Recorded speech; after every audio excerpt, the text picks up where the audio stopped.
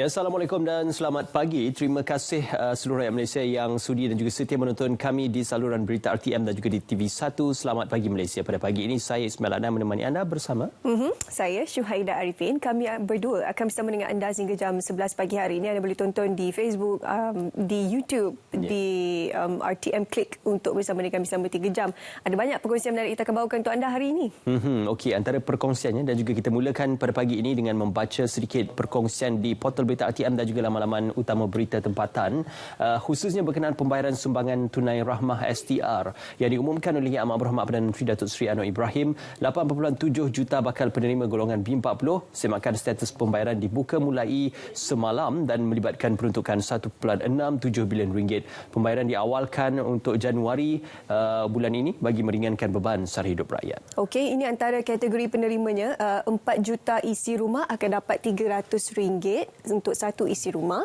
1.2 juta warga emas yang tidak mempunyai pasangan sebanyak RM100 seorang dan juga 3.5 juta individu bujang sebanyak RM100 seorang. Gini kaedah-kaedah pembayarannya. Dikreditkan ke akaun bank.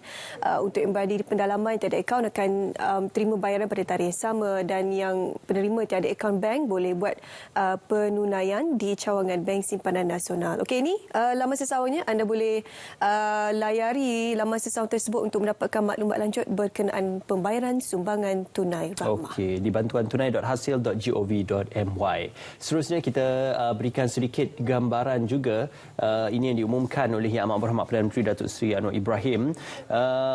Hutang negara termasuk liability ataupun tanggungan mencecah sehingga 1.5 trilion ringgit.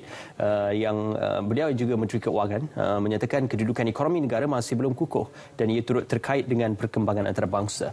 Dan melihatkan kepada perkembangan antarabangsa, ia juga adalah berlarutan daripada Ukraine, Rusia dan juga pasca COVID-19 yang belum dapat menzahirkan kekuatan ekonomi dunia.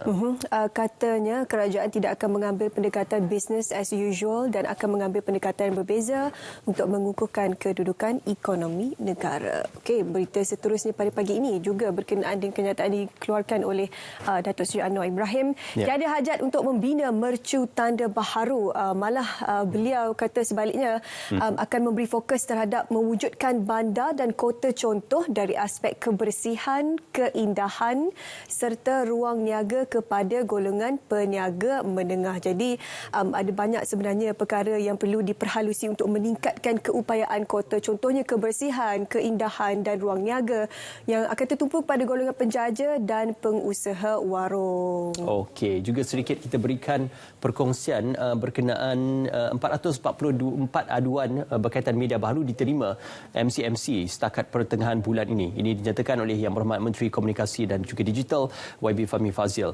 Dan MCMC kini bertindak proaktif merancang untuk memperkasa program dan aktiviti berkaitan penularan maklumat palsu, tuturan kebencian dan penipuan dalam talian. Okey, jadi susulan pada itu, satu program dipanggil sebagai KDB, iaitu Klik Dengan Bijak yang dibangunkan sejak 2012 akan dipertingkatkan untuk meluaskan capaian audien kepada pelbagai peringkat umur dan juga latar belakang.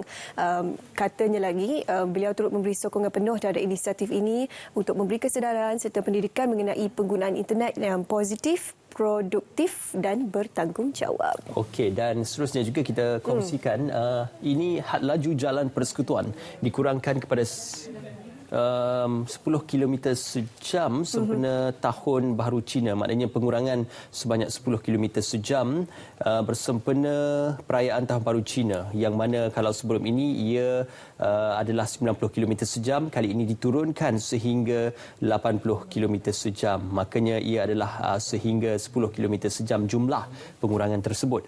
Dan antara langkah keselamatan dan pemantauan diambil kerajaan bagi meningkatkan keselamatan serta mengurangkan risiko kemalangan jalan raya yang sering berlaku pada musim perayaan. Okey, operasi tahunan bertemakan pandu cermat sampai selamat. Kalau dulu tak siap-siap pandu cermat jiwa selamat kan? Betul. Ini merupakan jalinan kolaborasi strategik kali pertama sebenarnya antara Kementerian Kerja Raya KKR dan juga Kementerian Pengangkutan MOT. Pihaknya juga telah mengenal pasti 76 lokasi yang kerap berlaku kemalangan di Jalan Persekutuan dan akan terus memantau lokasi berkenaan ini memastikan untuk keselesaan dan juga keselamatan pengguna di Jalan Persekutuan. Berhati-hati memandu berlalu, sayangi nyawa anda. Itu pesanan yang boleh kita garap sepanjang musim perayaan ini.